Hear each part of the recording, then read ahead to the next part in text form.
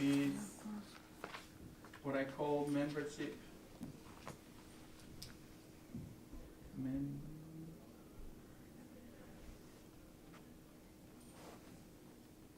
I cannot write today. Organizations, right? Where are the professional membership organizations in our sector that you need to belong, and then you need to also you can list 5 of them, right? I'm gonna give you a quick example. When I moved to New York in 2002. I was an architect. I got a job as an architect, but I really wanted to work in museums. My first, I went back to school. I did a master's in museum studies at City College. My first class was a class of museum education at the Guggenheim Museum. At that point, like everybody that wants to work in museums, I wanted to be a curator. I took that class not necessarily because I care about museum education, but because it was at the Guggenheim.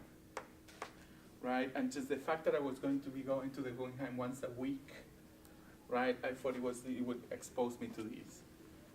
Little did I knew that then I would then take a museum education class. I was like, this is what I want to do with my life, right? So there's still hope for you. I love it. Probably there's a class that inspires you.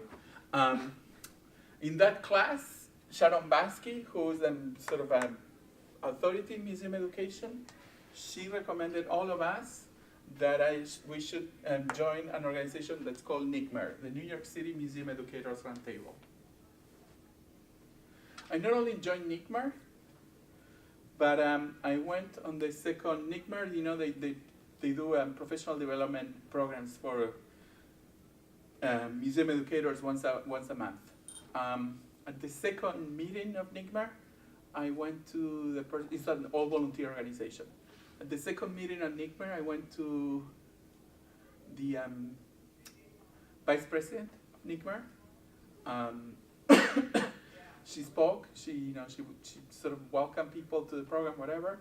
And then when the whole thing was finished, I went to her and I said, I need to do an internship in my program, and I want to intern at NICMER. She didn't know what to do with me. They didn't have internships. They didn't have anything. But she said, let me figure out, how we can do this. Why don't you email me? And I emailed her. And then what I realized is that, rather than be interning at one museum, I was interning with the board of NICMER, which was 16 different professionals from 16 different museums in the city. So it was the internships of internships. And then I used that opportunity and I went, 100 miles, extra miles, right? I organized a program for them. I volunteered and I did everything that I could. Guess who was the person that gave me my first job in museum education? One of the board members of NICMER. And it's not that she gave me the job, but sort of when I went on interview, she already knew, my work ethics. She saw me in action. So I was sort of interviewing for 17 people at the same time. So what are the membership organizations in which you can join the community, figure out who is who in the community, but also through your volunteer work, you can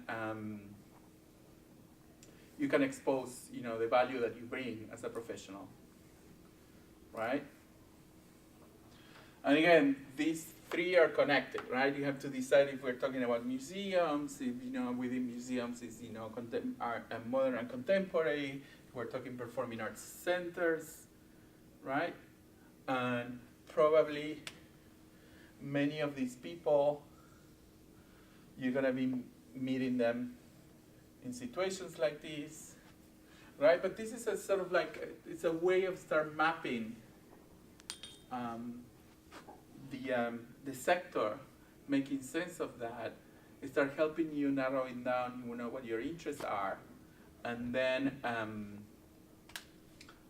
start making those relationships that you have to create in order to start building your career.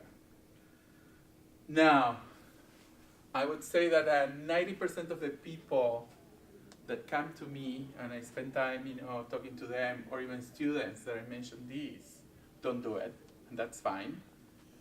The people that do it are successful with it, and then most people do it only to get a job, and then they forget about it, and that's the problem, because you're constantly building your career.